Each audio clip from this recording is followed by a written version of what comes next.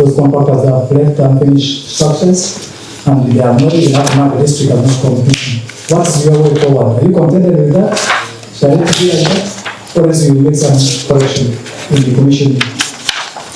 I must say I am disappointed in many things. One of it is completed work that has been done very shabbily. You are given a project on hybrid contract. They get you contractors from Kampala. When they come here, they go and do a shoddy work. Now, when they run away and leave an incomplete project, the projects sometimes are in a position that you cannot even commission. Let me give you an example. For example, we have a contractor in the names of Nesco that was contracted to handle Lamiu Health Center 3. To date, the walls are broken. How do you commission such a project? We have some other health centers that have been built. And up to date, I want to get the list with me, and I try to share with you. For example, we have modern maternity block at Lamiu. Seed. It is supposed to be commissioned. It is completed, but with other defects. But the contractor has already been fully paid. These are gaps that were in the last government. And now as a new administration, we must fix this. They have been paid. The hospital has broken, the health center has broken walls, but they have already received the money and they have left. How do you commission a project incomplete or a broken project? So these are challenges. And then we have a maternity block and 4-unit staff house at Omota Health Center 3.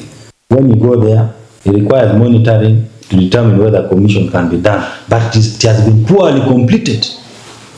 Now, as a district, we shall have to handle this. We have work to do. To streamline and correct some of this, we must be committed to our work and follow most of these processes. We have a laboratory block completed in 2015 and a staff house of 6 units. And this is completed, but also because of poor completion with the same contractor, Zimu, that was brought from Kampala. Someone gets a contractor from Kampala, sends on you, then you need to decide whether whether they should continue. You cannot even interdict them, you cannot remove them, then they come and work, give a shoddy work, but you should pay them. Because these are gaps we must address. Contractors that are contracted on hybrid level, the district should have a say on how they operate here. Maybe for purpose of clarification to our viewers who might be laymen, what does it mean, hybrid contract? Hybrid means the ministry. The ministry sits in their boardroom, then they call one person from here, maybe the engineer, then they sit in the boardroom and say, we have sat and we have seen that this company is the best to work in your district. They are the ones who decide for you. Then later they send you money and say, please make sure you pay the person we have sent. Now, this contradicts work. They should give us some slight power of even terminating the contract, slight power of a slight punishment or recommendation, so that they are not completely free the way it looks. Because then when they come, they look down because they believe the person who gave them the contract is not us. And that's a big problem. That's a big problem. So we have got that with the mud seed, with Kotomo seed. Kotomo seed was given a contract of lots of money. Along the way, he was arrested because he was failing maybe to get some payment. And to date, the seed secondary school is not completed. The same scenario was in Wall. We are still happy with the ones handling Omot and Umia. We hope we will complete well. So that will be under our watch to check out the work.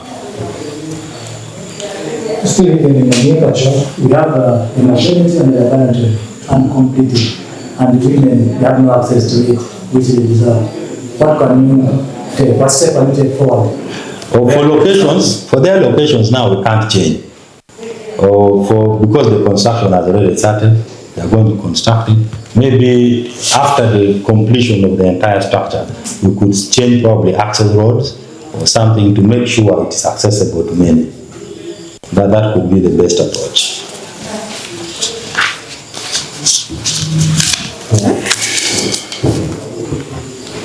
but maybe how far with the formation of the new District Service Commission? Yes, I must say something about one of the reasons why we are going to lose over 650 million in the health department is because the last regime was not able to completely form the District Service Commission.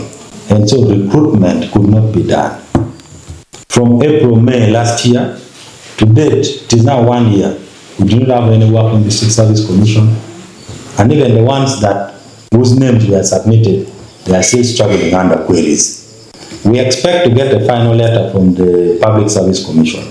When we get this letter, it will inform the DEC. We are very ready to put in a new District Service Commission if the letter from Public Service comes to nullify what was appointed by the District Service Commission. But if they appoint them, we shall be willing to work with them.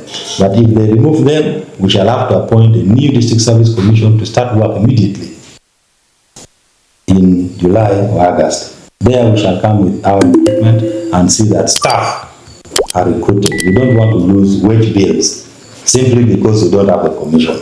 We are very committed to institute a fair and transparent District Service Commission to deliver service to our people.